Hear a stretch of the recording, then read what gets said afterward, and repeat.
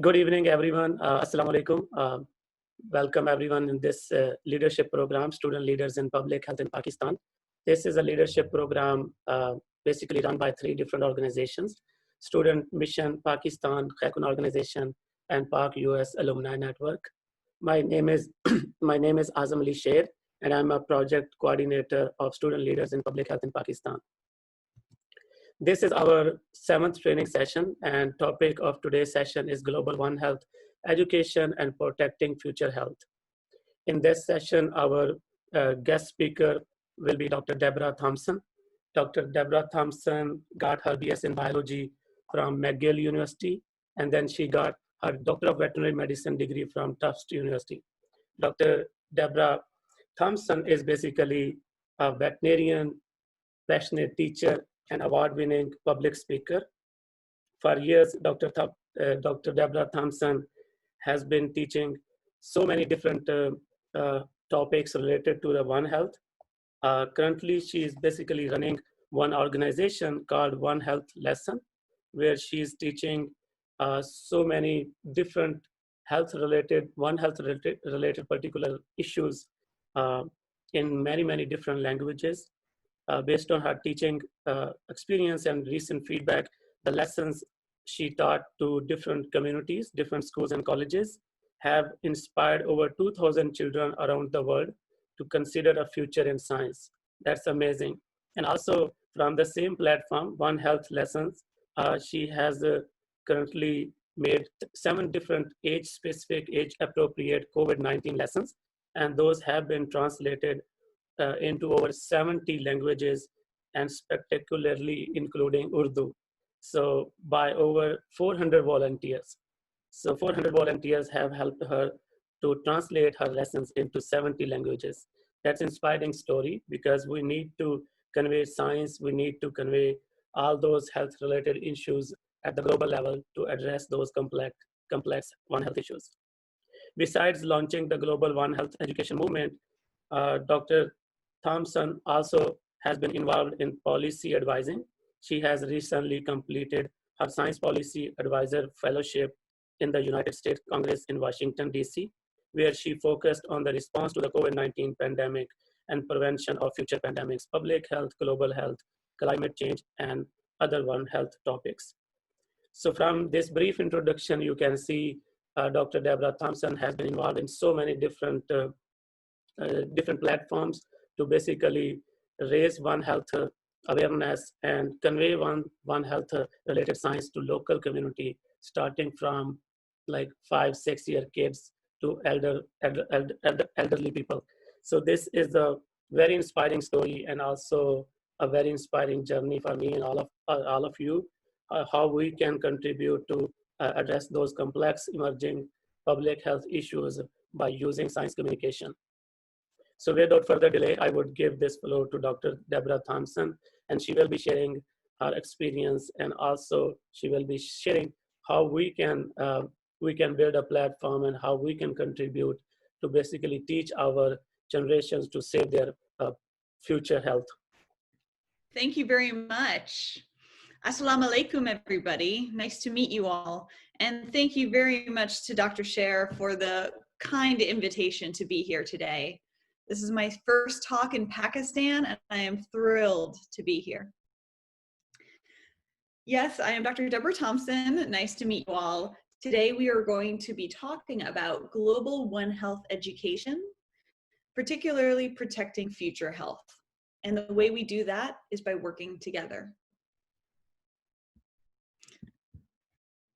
First, thank you very much for the kind sponsors today, the U.S. Mission Pakistan, Kher-Kun, the Pakistan U.S. Alumni Network, and I.V.S.A, particularly the Pakistan chapter. Thank you very much for the kind invitation and the opportunity to speak. To get everybody on the same page, let's discuss how to talk about One Health.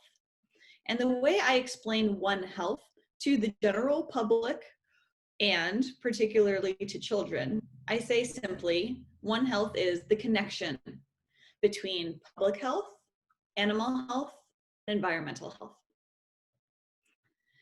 Now, the One Health approach, put simply, is teamwork between people who care for people, animals, and the environment.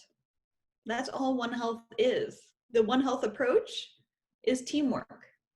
And that's why we are talking today. I understand that there's a large variety of people in the audience. Now, let's take this one step further and go through a story. And this is a true story. This is of Jack, who at this time was 6 years old and the son of my friend Amy. Jack loved two things. He loved football and he loved animals. Does that sound familiar? Jack became a 13-year-old boy who also loved football and animals. One day, though, he wasn't feeling well, and he goes to his mother, Amy, again, my friend, and she takes him to the doctor. And they thought, okay, well, he's 13 years old, he's looking for attention. And then he gets more sick and more sick. And over 2 years, Amy, his mother, has taken Jack to over 30 doctors. And he ended up in a wheelchair. Nobody could figure out what Jack had. Nobody. Until Amy met a One Health team. And what that means is a physician working with a veterinarian. You see, by taking a good One Health focused history, and by that I mean looking at the environment, his surroundings, any particular animal sick around him, as well as his own family and his own health. So taking a full One Health history led them to discover that what Jack was suffering from was Bartonella. You see, about a week before he got sick, Jack was playing with a stray kitten, and the kitten had fleas. It's not the kitten's fault, it's just the environment. It was a stray, it was homeless. But unfortunately, he got scratched by accident because he was playing with the kitten. And what happens with cat scratch fever, as some people realize, well, this bacteria gets into the bloodstream of people and causes some major issues. Again, it's not the cat's fault. It's the situation. But 30 doctors missed this. Again, it wasn't until you look at the environment, animals, and people in order to actually diagnose Jack. So he got onto the proper antibiotics and was able to play football again. Again, that's a true story. So what is One Health? It's teamwork, right? The One Health approach is teamwork between people of various backgrounds, various skill sets, in order to make sure that everybody stays healthy. We live on one planet, right? It's time to talk about One Health. Another example of how the One Health approach makes a huge difference in the world today and tomorrow is vaccine development. This is how I explain a vaccine to a 12-year-old. This is from the One Health Lessons lesson about COVID-19. And this is for the lesson for children between the ages of 12 and 14. At that time, they understand, or at least they heard the word immune system. I do not talk about the immune system to 6-year-olds. But think about vaccine development, right? And this is also from the COVID-19 lesson. Scientists from all different backgrounds, veterinarians, physicians, virologists, vaccinologists, they all are working together to create a vaccine that will work. Actually, the last count that I heard was 321 vaccines around the world for SARS-CoV-2. And so people may think, okay, why would a veterinarian be involved? Well, guess how vaccines are developed? They're developed in lab animals, right? And so you need to have veterinarians involved. And then after a vaccine is developed, we need to have sociologists involved. We have to have marketing folks involved. One of the biggest fears that I have for this vaccine is to convince the public, maybe convince is not the right word, let's say educate the public, and I don't see many efforts of this today, educate the public that there could be a need for a booster. And that second vaccine is needed, not because the first vaccine was inefficient. It's just simply how the immune system works in people. So education is also a part of vaccine distribution. We're going to get into this a little bit more. Stay away from wild animals, as in respect the distance, and rebuild the forest and improve the health of the environment. And remember, the way I explain the environment to children is your surroundings. In this room, my environment could be that lamp, that door. Those are in my environment. Outside, it could be the tree, the squirrel running by. But a sick environment can cause sick people. And that's why this is also included as a slide in the COVID-19 lesson for children. You see, you need to take care of you have to ensure that there's a clean environment in order to protect yourself and your families. So again, it's the combination between human health and environmental health. One Health serves many purposes. Out of these 17 Sustainable Development Goals, and I want to write UN Sustainable Development Goals, but it just looked like unsustainable, so I left that out. These are the United Nations Sustainable Development Goals. And out of these 17, look how many One Health lessons and learning material in general about One Health can influence. Pretty stunning, right? And One Health Lessons is devoted to all of these, particularly number 4, by providing high quality education to children around the world, and number 10, reduce inequalities. Because this lesson, or these lessons, are going to be accessible, and are already, to people of any gender, any location on the planet, any language, including sign language, and that's in the works today. And regardless of a student's access to internet. These lessons are printable. They can be downloaded at a coffee shop and printed, and then used in person where appropriate, where it's safe because of COVID. So look at these 17 and look how many are highlighted. One Health is a very flexible topic. Now, last thing I wanted to point out, when it really comes down to the impact of teaching One Health to children, this is a true story. In the COVID-19 lesson, I teach about various types of mutations. This particular type of mutation has one virus combining with another virus inside of a pig. Does that sound familiar? And that's what happens with swine flu, influenza, right?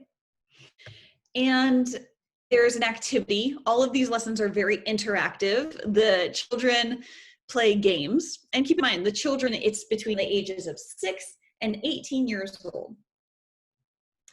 There is a lesson for 18 plus, meaning adults. But keep in mind, that lesson is dedicated for adults to learn how to then teach children. This is the response that I got after a lesson. Dear scientists guests, I learned that when 2 viruses come inside one body of an animal, it makes a new one. That was also my favorite part. When I told my family that, they were surprised. Also, my second favorite part during the science thing was when you combine 2 sentences together and it creates a new one. I hope that you'll come again during our science. Sincerely, Riley. And Riley is 9 years old. So to anybody who thinks that the idea of mutations is too complicated for a 9-year-old, or One Health is too complicated for a 1-year-old, a 9-year-old, look at that. The beautiful thing about this thank you note is that he says that he told his family and they were surprised.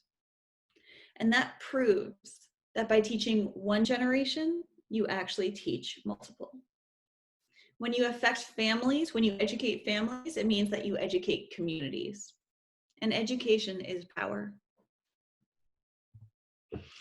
The future of One Health is truly global, thanks to this global One Health education movement that has been started since May with One Health lessons.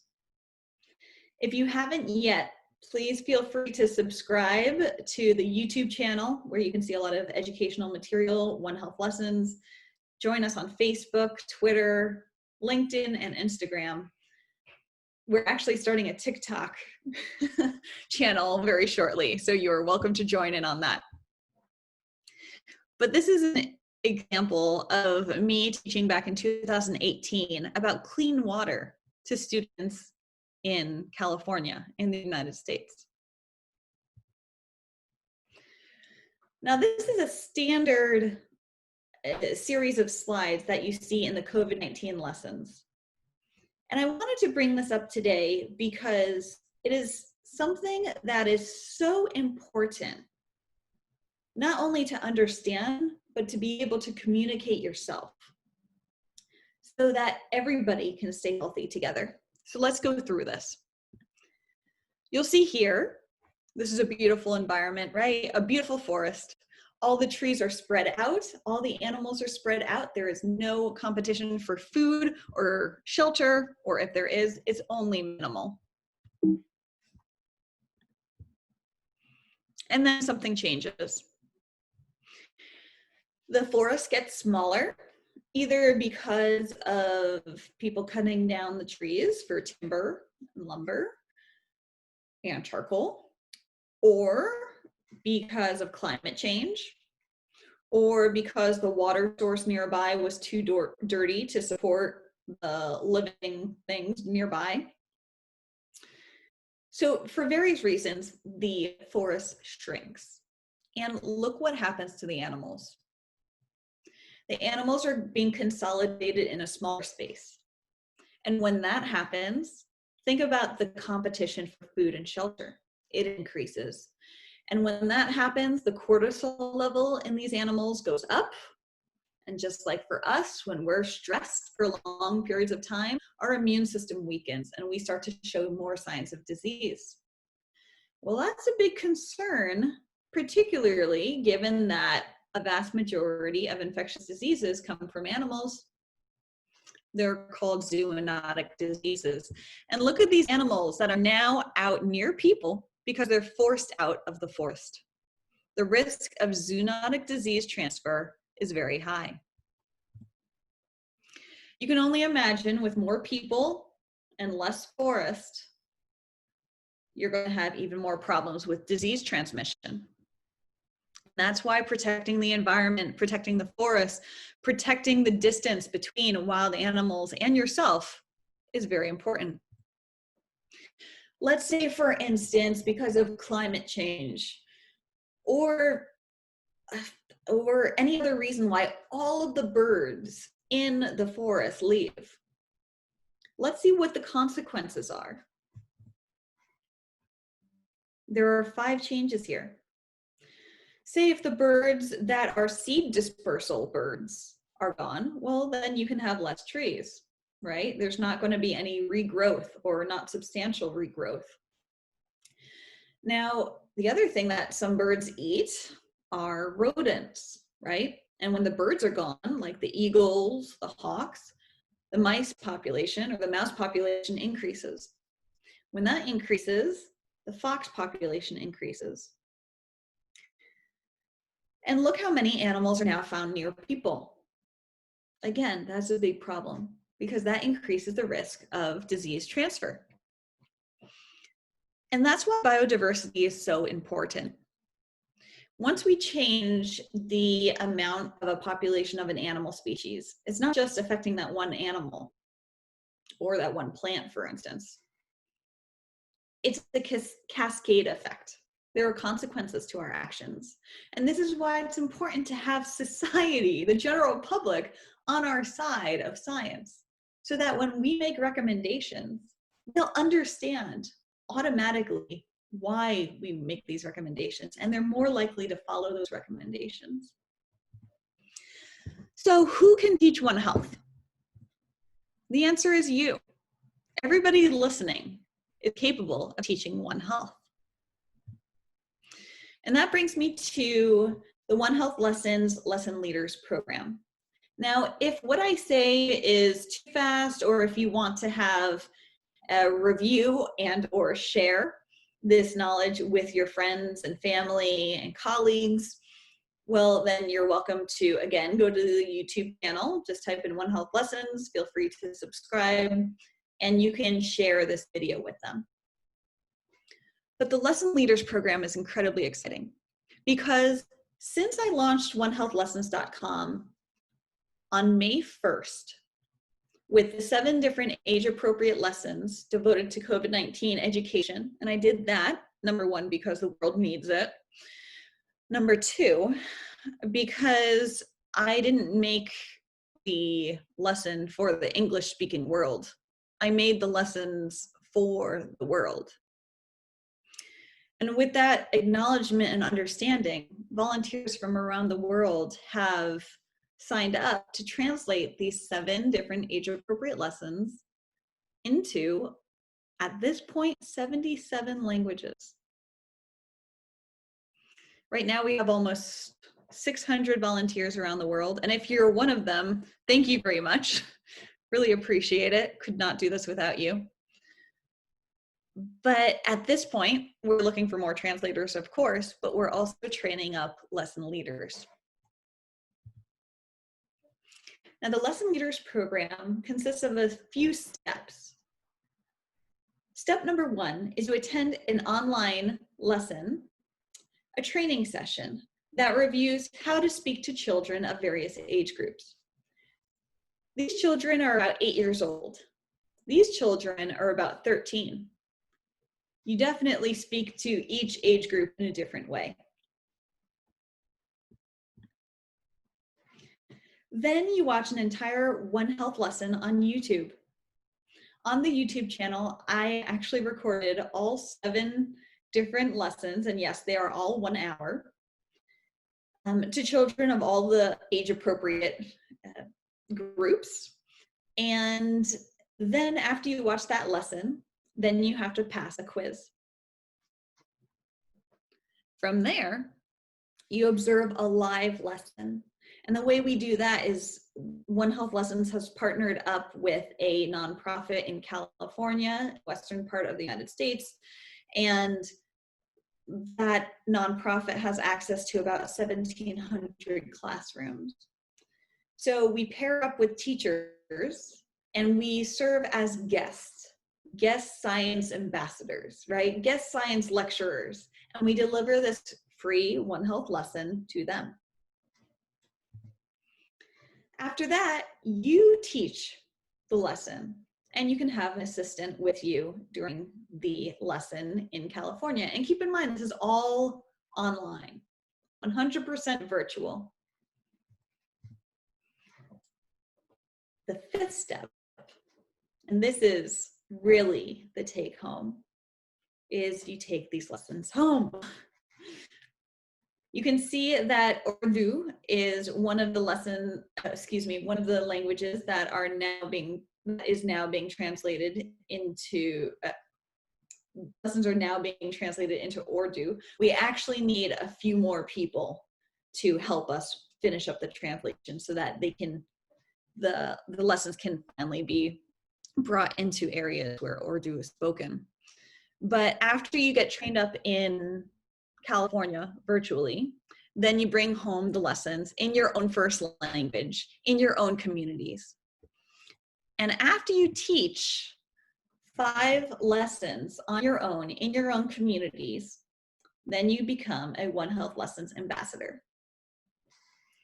Keep in mind, we do need translators for all of these other languages. We have not even started translations in Punjabi, Pashto, Sindhi, and Saraki. So please, if you do speak and confidently read and write in these languages, please consider volunteering with us and contributing to the global One Health education movement. You can do that by contacting Vanessa Nichols, onehealth@gmail.com. This will come up later on too. But after you feel comfortable teaching in your own first language to people in your community, that's when you teach others in your community how to teach these lessons. And this is an example, a picture from the mountains of Peru in South America.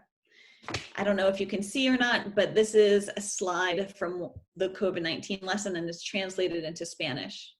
And all of these children are attentively watching and learning. Now, to become a lesson leader, you can sign up on this website, and from there, Doris Ma will get in touch with you and will get you to start your orientation session. Again, the future of One Health is truly global. I could not do this alone. Ultimately, there are hundreds of people involved, and I would love to have more people from Pakistan. Now, if you wanted a review of what One Health Lessons is, and or you want to share the idea of One Health Lessons with other people, well, all you have to do is go to the YouTube channel and you can share this video. It's just 3 minutes and it describes what One Health Lessons is. Thank you again for your attention, for your support. Thank you very much for all of the wonderful sponsors today. You are, again, welcome to become a volunteer lesson leader. Following that link, become a volunteer translator by emailing Vanessa Nichols, onehealth@gmail.com. And feel free to subscribe, follow, and like on our social media. I am very happy to answer any questions you may have. Thank you very much. Thank you so much, Deborah, for such an insightful session and informative presentation. I think we can now open the floor for questions. Audience, you can type in your questions in question 8 tab, or you can also, raise your hand if you have a question. We can let you speak.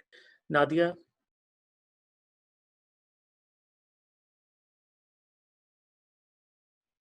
First of all, I want to pay thanks to ma'am for this wonderful session. And my question is that plants are also a part of our environment. So how, such as diseases transfer from animal to environment, we termed them as zoonotic diseases, such as anthrax. So is it possible plant viruses can also affect humans? And what term can be used for it if is it possible? Thank you, Nadia, for that question, and it's a pleasure to hear your voice. You raised a really important point, and I'm really happy you did, because I wanted to highlight this, so this is very, very good that you raised it. When it comes to plant health, so the way how should I say this? Science communication needs to be incredibly direct. And so if I were to say One Health is the connection between public health or human health, animal health, and environmental health and plant health, that it seems to be too complicated for the general public. A lot of people don't remember 4 things, but they remember 3 things.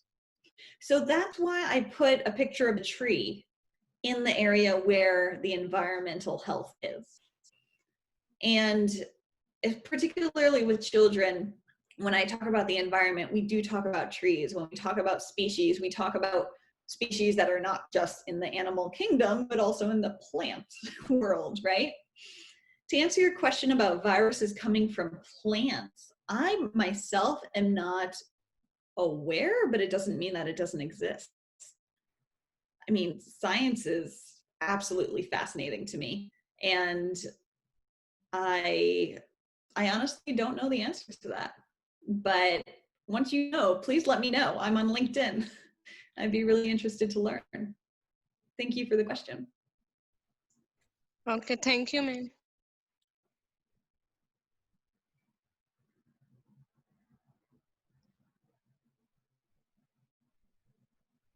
Mohammed Moiz, you can speak. Thank you so much, Azam bhai. First of all, I'm very thankful to the ma'am that she spares time to give a very good session for all of us. Thank you so much, ma'am. My question is that, can you hear my voice? Yes, go ahead. Okay, Azam bhai. My question is that, as we all aware of the situation right now, we are suffering from a zoonotic disease, COVID-19, and it is a pandemic disease. In 2002-3, we have suffered the same situation like the MERS and SARS coronavirus, and then again Middle East respiratory syndrome coronavirus, and now it happening third time from the coronavirus family, that we are suffering third time from the same family, and this time we are even suffering from the most serious situation. I just want to ask that what we can happen to what we can do to stop such kind of pandemic to occur again, because we all of know that there is advancement in the technology, there is advancement in the research, and the scientists are working on this parameter to control these pandemics. But we are on some scale, we are unable to control such kind of pandemics, and for the third time we are suffering, we have been suffering from such kind of viruses. So I just want to ask, man, that what we can do, or what the scientists or the researchers can do to prevent the human beings and the animals to not to be suffer from this virus again, or such viruses again, because we are having a lot of problem for the economy and the health concerns of the human beings. Thank you, Mohammed. That was an excellent point, excellent question, and I'm happy that you raised it. So to summarize, this is not the first coronavirus that's wreaking havoc in the world, nor will it likely be the last. That's how nature is, right? But what we can do is take action. And what I mean by take action is several things. Number one, we can understand the risk factors. What is increasing the risk of bringing these diseases or these viruses into the human population? Well, by looking at those slides that I presented about the forest and deforestation and animals getting closer to people, that's certainly one, right? And that was just an example of a forest. In live animal markets, where there are a lot of species, a lot of different animals that simply don't belong near each other in a very stressed environment where they're excreting all different types of germs that in their own body it's not going to cause any problems. But when it is shed and transferred to another species, well, especially with RNA viruses, that's when you can have more higher chance of mutation, right? And it had to be a mutation that ultimately allowed this virus to become infectious between people. So it's that opportunity, it's that environment where human is that needs to be addressed. Now, is the best way, because people say, oh, okay, well, bats started this, is the best way to just get rid of all the bats? No, absolutely not. Because particularly some of these bats, some of the species of these bats are a keystone species. And what that means is that when the bats leave, the entire ecosystem collapses. So we can't have that. So what are our choices, right? We have to make sure that we minimize the risk as much as possible. We're never going to get rid of the risk. We're never going to get the risk to zero. That's just how the world works. That's nature, right? But we have the best chance of protecting ourselves and our families by understanding as much as possible and promoting science, and particularly science communication as much as possible.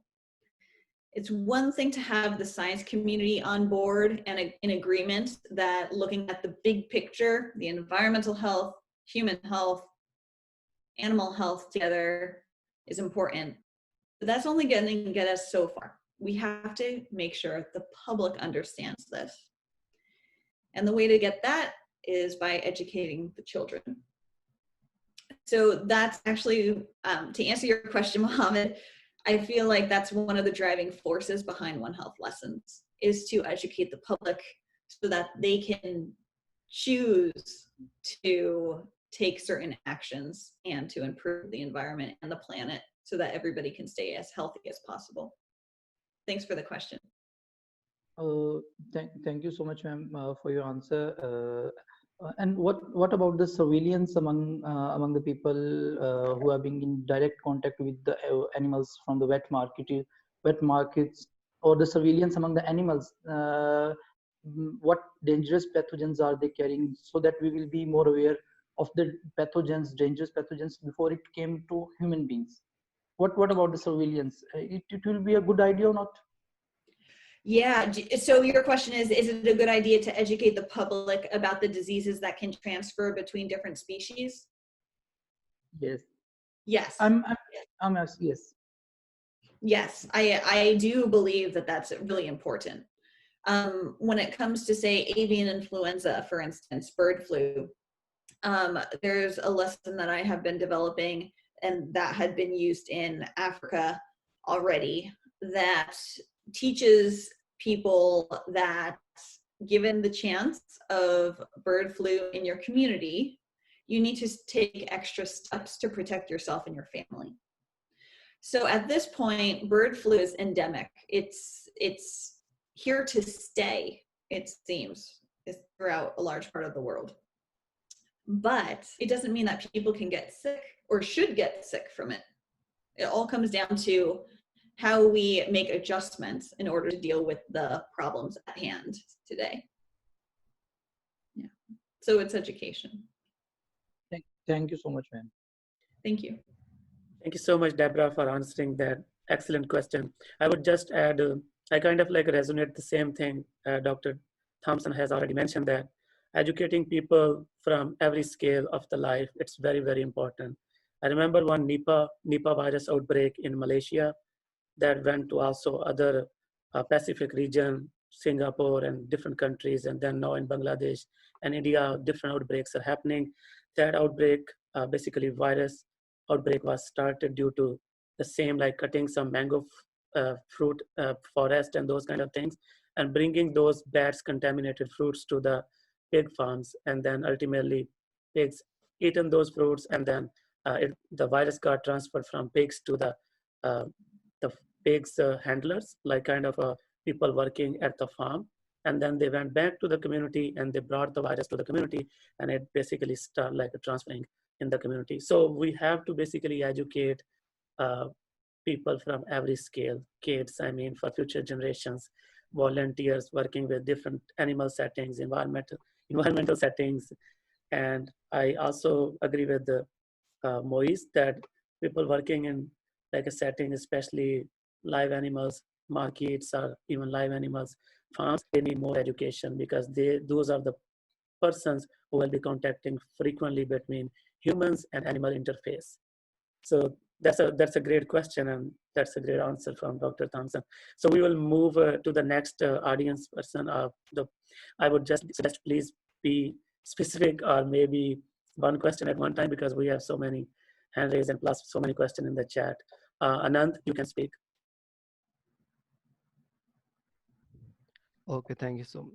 First of all, thank you so much, Ms. Thompson, for giving us time. I'm really impressed by our education, like Tufts and McGill are really prestigious names.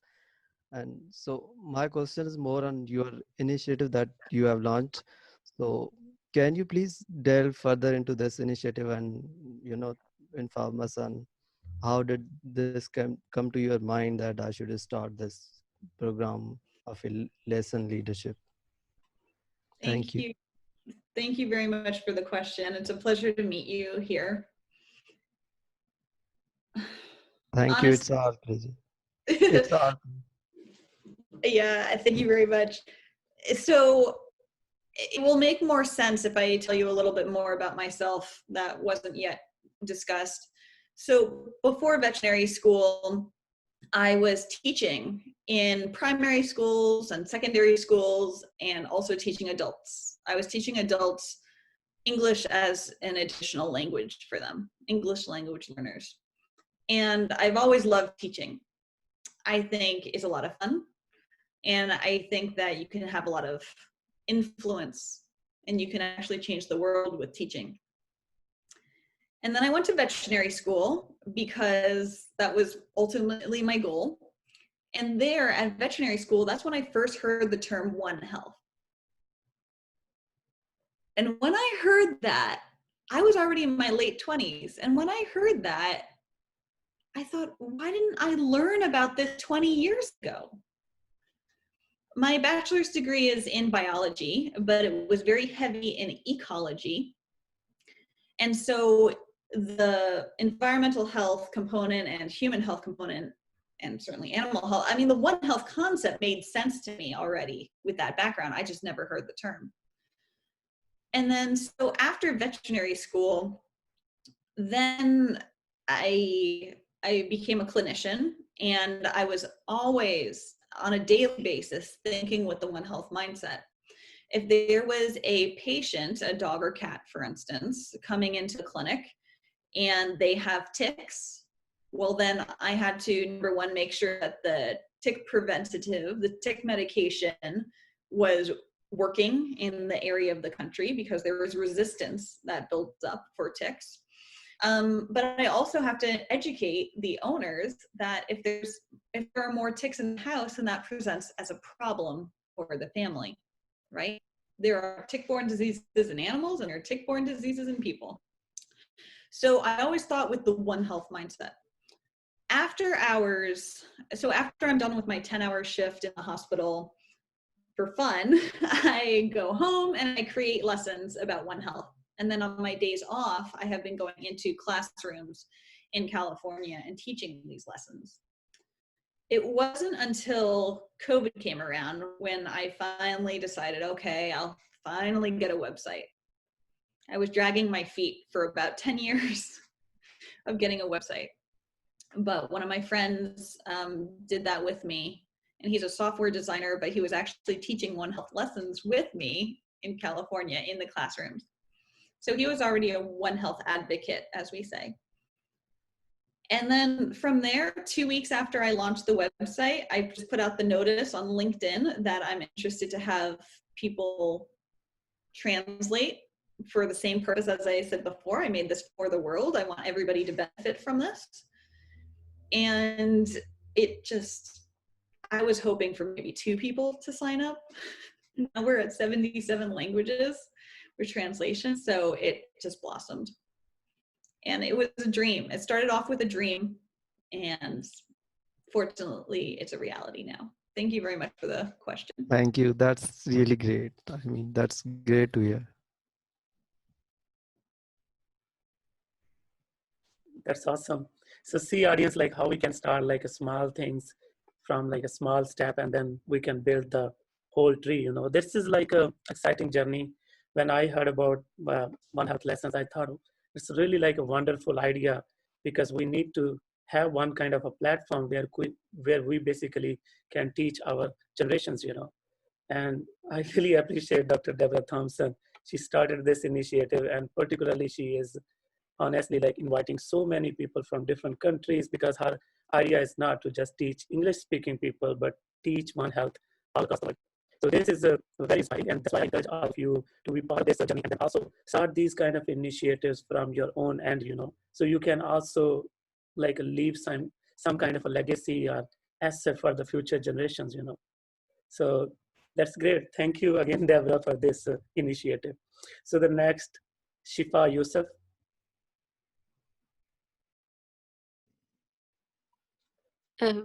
First of all, Dr. Deborah, it was a very wonderful session, and the concept, it really opened a window. The concept of One Health was new to me too, as you mentioned. It was like, it was really a wow moment for me too, as you mentioned. So my question here is, One Health organizations are, we rarely see those One Health organizations. They are organizations for environment, for animals, and for public health, but it is rarely that we see One Health organization. My question here is, do these One Health organizations work with the already existing organizations of aspects under the One Health organization? And also, what is the role of government in this? Yeah, excellent question. Thank you for speaking up and asking it. So something that's incredibly exciting today, and it didn't exist when I first learned about One Health. So you are very fortunate to be of this generation, because I don't know if you realize, but you are now riding a wave of One Health. As Dr. Scher was mentioning, I was working on Capitol Hill in the United States. So that means I was working in Congress for last year.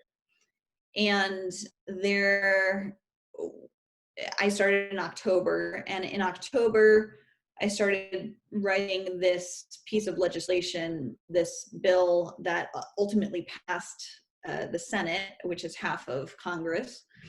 And it passed and declared January of 2020 to be National One Health Awareness Month. Now, I wanted to do that. I convinced my boss that it was a good idea, or let's say I educated my boss that it was a good idea, and she agreed. And I was working for a senator. And then from there, multiple other senators joined the effort and were supportive of acknowledging January of 2020 to be National One Health Awareness Month. And then the pandemic started. I mean, it started before that, but Americans didn't process it until about January, February. And at that point, I was getting contacted by people from other senator offices and other areas of Congress, because I have this One Health background, and they know that I'm the point person for One Health. And they approached me and they said, you know, that One Health conversation we had several months ago, I get it now. I understand now. So I can only speak about in the United States what's coming down the pipeline, and I'm very hopeful, also realistic, but comparing to 2 years ago at this time, there are a lot of One Health advocates of substantial power who can make laws in the United States. And it ultimately comes down to education, right? Educating the politicians. And yeah, I'm actually writing a book about science communication and how to educate politicians about science, how to educate the public about science. So I will let Dr. Scher know when that's available. Thank you for the question. Thank you. That is very great. Feel free to connect with me on LinkedIn, and I would love to learn more. I really hope to be the part of this wonderful concept. Thank you. I.V.S.A, can you speak? Yes, I can speak. Yeah, thank you, I.V.S.A. Assalamu alaikum and good evening to everyone. The session was very interesting. I want to ask the question to Ma'am Deborah that if the human population is increasing at the present rate is so high, if the interaction between the humans and the natural environment, the ecosystem or the forests, it can be decreased if the population can be reduced. But the population is increasing day by day. So the interaction between the wild and the humans, it cannot be eradicated or reduced. So One Health concept is very good, but how we can reduce this interaction? Because zoonotic diseases are only the interaction between the humans and the animals. When the human population was not so high, the diseases were not so like now today. So my question is that if the human population is going to increase, it is not decreasing. So how we can prevent the zoonotic diseases? And the world resources are not also increasing, like the fossil fuel and all other resources, they are depleting. So if only the human population can be moderated, so we can control it. So what way can we reduce the interaction between the humans and the wild? Yeah, you raised such a good point. Thank you very much for the question and the comment. Now it's time. You're right. The human population is growing. And until there's a massive disease outbreak that controls the human population on this planet, we're not going to be in balance, right? And that's just the sheer nature of nature. That's nature, the laws of it. Everything's in balance. So in order to protect ourselves, protect our families, we have to go one step further from just understanding, right, the risk factors. And that is certainly a vital step in working towards protecting people. But at the same time, we have to think about how we can use technology. What type of other options are there? And when I say technology, science, engineering, all of it.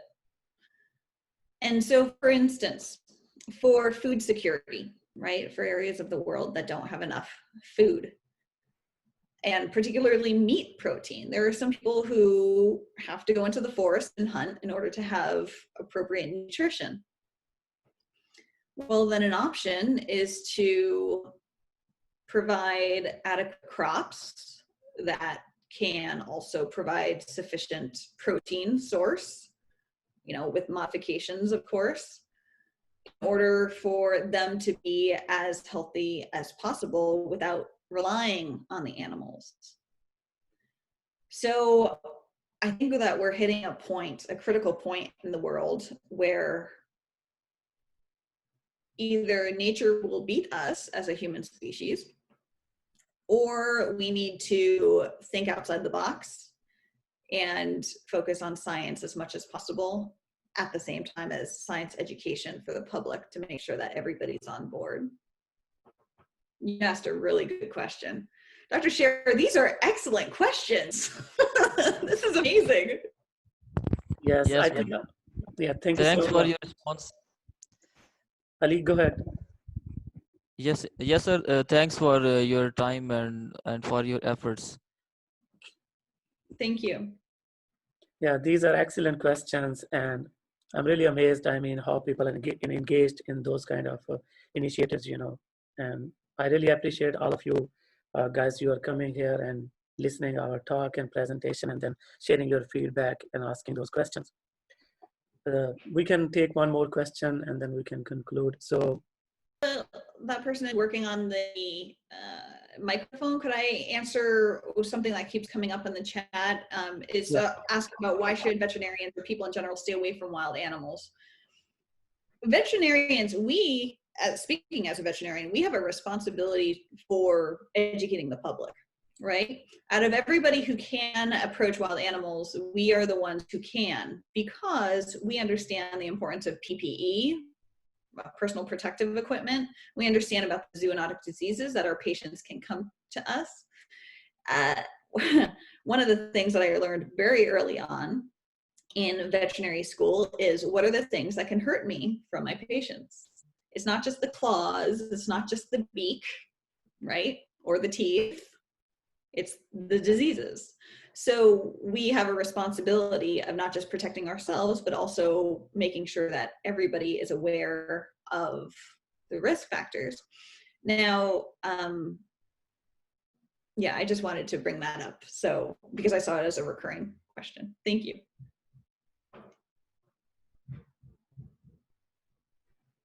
Thanks for answering that question. Amir Hamza, you can speak. Kuratul Land.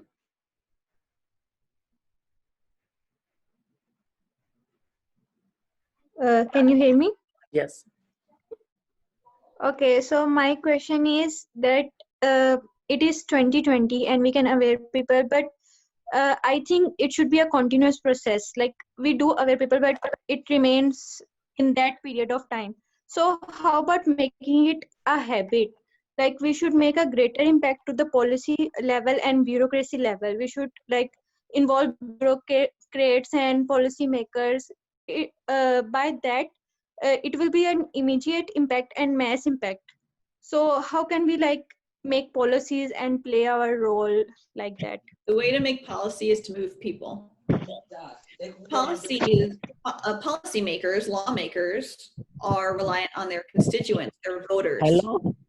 And so if you can move the people on the ground, if you can change society, lawmakers have no other choice but to appease their voters, or else they're not going to be voted in again. I had a very unique position being in Congress, and I served as Dr. Sher said, a science policy advisor. And what I noticed, regardless of the political party that that person is associated with, they really do want to get reelected. And the way to do that is by having people from their districts write letters and tell the elected official this is important to them. So you can definitely go up and go to the politician near you and say this is important to me, or you can start a movement. And that's what is happening around the world. So it's not just by speaking directly to the politicians, you have to change society. Thank you so Right. much. Thank you so much. Thank you. Yeah, thank you, Kuratul, for asking that question, and thank you, Deborah, for answering that question. We are here almost like 5 minutes over 1 hour. So I would like to thank all of the audience who participated today in this great session. And I highly appreciate your time. You're busy in all the exams and classes, but you're sparing some time for participating in that session and all of our upcoming past sessions. One thing I want to say that most of the time we feel that these seminars or these kind of sessions would be more, knowledge based and these kind of things. But today's session was amazing in terms of especially a new initiative and a new way to teach our future generations to protect future health. This is very important step because if we feel like we can aware the people with the knowledge we have, but remember, we have to adopt some kind of a methodology, we have to take some approach, we have to take some new methods, innovative strategies basically to teach more and more people, make aware these people about the emerging issues, not only the existing issues, but also we have to foresee, we have to look into the future. We have to think about like how we as a scientist, as a veterinarian, physician, biomedical science, even social sciences coming from engineering, whatever your background is, you have to use your background, use your knowledge, and make people aware, public aware about the emerging issues. I mean, I was amazed. I mean, when I saw the slide from Dr. Thomson presentation about the sustainable goals, you can see like how many goals have the importance of the One Health, how many goals can be basically addressed by using the health education, science communication, health communication, and being from developing country, I can see the impact of these things.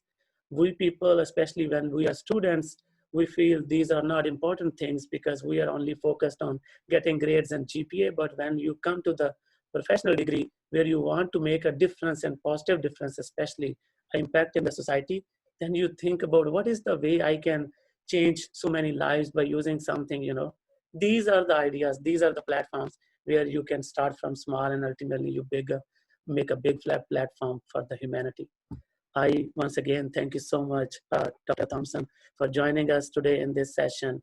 And I hope that your platform will grow bigger and bigger, and one day we will see it kind of a very useful and helpful tool for the community and humanity. Thank you so much.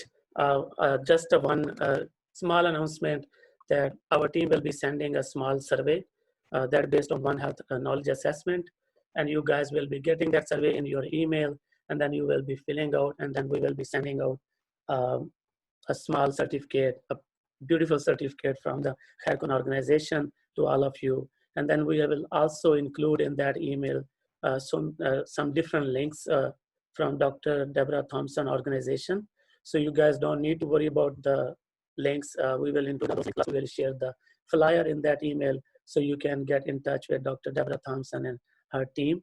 That would be very helpful for you guys, and then also for Dr. Deborah Thomson organization if they can get more and more people from Pakistan.